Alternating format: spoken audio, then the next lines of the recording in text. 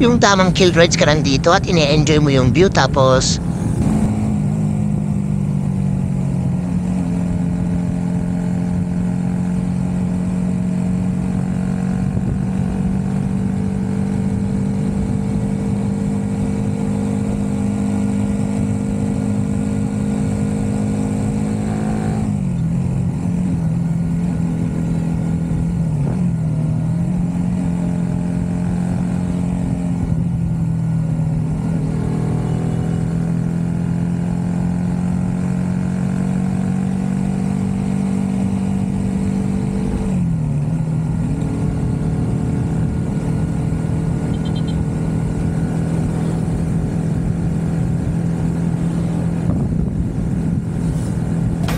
Dami na nila umaakit sa'yo pero sa akin ka lang babagsak.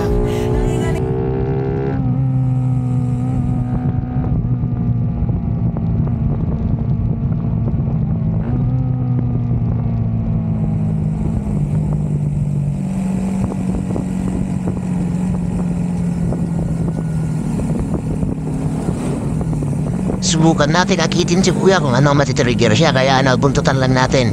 Kung ito overtake dito sa van, banaton na natin. Kaya nag-placer na siya. Ay nako, hanggang dun lang pala si kuya. Akala ko ba naman dadiretso yan eh. Waswasan na sana eh. Ha! Ride 7, peace out sa'yo idol.